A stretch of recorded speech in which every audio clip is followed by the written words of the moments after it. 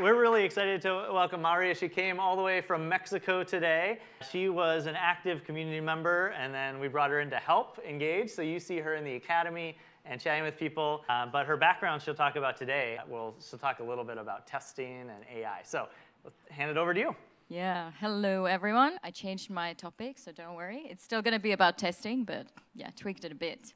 If we can get my slides up, I can share a bit. So today I really want to take anyone and everyone who's ever built anything or wants to build something or had an idea for something to really get over that hump of overthinking about what you have and just really getting it out there. So it's going to be quite practical, hopefully.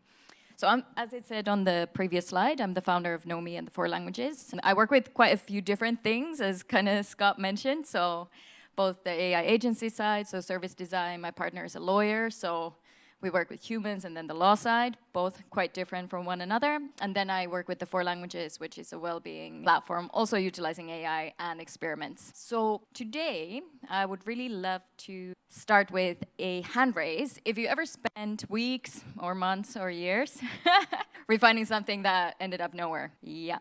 Most of my clients as well. This is honestly the most common thing I see with people. You want to build something, you have an idea, you really want it to be great, and then you end up tweaking it until it dies of loneliness. It's always a bit more research, one more tweak, one more prompt change, and then you're 2 or 3 months in. And as you know, in the age of AI, that means you've probably like 3 models behind. Everything's changed, nothing you actually designed works anymore, and someone built it. So how can we kind of like find the balance between being speedy and being on top of the changes without going crazy or reckless? So that's what I want to talk about today. I am going to take a non-AI example just because this is so juicy. So I don't know if you remember Facebook year in review. Anyone remember the first one? It didn't quite land the way they expected. So they expected it to be all happy. Everyone's years were amazing. They were like, oh yeah, this is the best year of my life. These were the best stories of that year. And of course, for some people it was. For some people it was great. But the reality was that a lot of people, it also meant that their parents died, their kids died, like they went through breakups, and Facebook just literally shoved their worst memories on their yearly review. So, good intentions, terrible outcome. I'm sure no one wanted to show someone's painful memories on their, Facebook feed, but that's what happens when you don't test for the variety of cases that you might have. And the solution is very, very simple. It's literally just testing. So stop imagining, stop building, stop hypothetically thinking about things, and actually go out and test. And the thing is, like, we all want the same things. Everyone here, we want to sell our product, we want to make money, and we want to create an impact. But how do we actually do that in practice? So I'll just give you 5 kind of like really short and easy steps to run your first or 50th test. The first one is decide your risk budget. So not every test is the same. So obviously if you're building, like a medical platform that has a lot of proprietary data, etc., it's not going to be the same as, I don't know, me building my tarot reader, for example. The risk is not exactly the same. So think about what you want to invest in terms of time and money, but also what is the importance, not only for other people, but for you? Like, how much do you want to invest in seeing if this idea can actually become something? The next step is identifying the key assumption or question, and I'm going to use the Facebook example here because it's very good for this one. So if you ask someone, and this is something I see so much when people are testing, like, would you like to see this, or would you like to have this, or whatever it is? Of course, everyone's going to say, yeah, of course, I want to see my highlights of the year. Like, who wouldn't? But there's a really big difference asking that and asking, hey, here are your highlights. Here's the picture of your dead father. Is this something that you would want to share? Probably not. Or maybe someone does, someone doesn't. It depends. So please just show, test, do not ask, show, don't tell.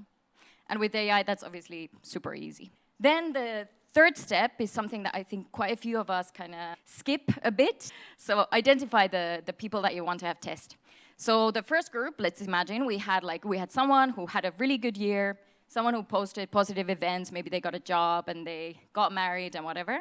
And then the third one posted memes, so nothing too bad over there. So they probably would have all said like, yeah, go for it, it's amazing. But who are the edge cases for your concept? Who do you actually need to test with to see what it happens? So group 2, and this might be a better one to test with. So yeah, you can have some people who post highlights and had a really good year, but maybe include some people who had like really tough year, who posted some really challenging stuff. And then you can also add the meme ones, just for fun.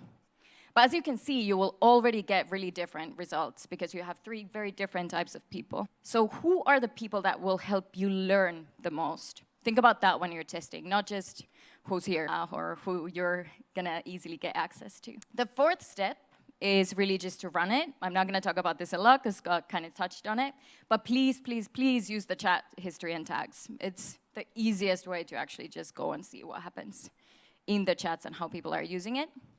And also A/B test. So something my clients get quite stuck on sometimes is that they want to have the perfect version for the testing. But quite often, if you're still kind of testing, like, does this make any sense? Do people find it useful?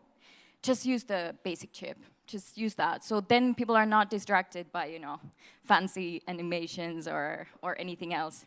People get really bothered and like distracted by things that you add. So for testing, it's very good to go really, really simple. And the 5th one is just evaluate, learn, and iterate. These are all actual versions of a simple direct reader. As you can see, very different. So when you actually have those results, just think about what is important and what will you change. And this is always going to be quite different. I love that, Don, you had this as your last slide as well, the scale. But it's like there's a cost to assuming things and there's a cost to testing. So it's just like you decide which one you're willing to pay, right? In my opinion, personally, assumptions are quite expensive, usually, and experiments are cheap in comparison, so gotta have some local flavor. So are you ready? Just pick your budget, question, people, and go. And that's it. Yeah.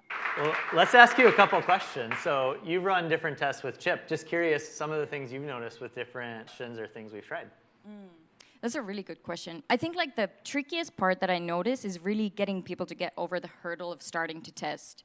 So like a question I get a lot is like, yeah, but I've spent like 5 years building this email list. I don't want to, send them something that's not great.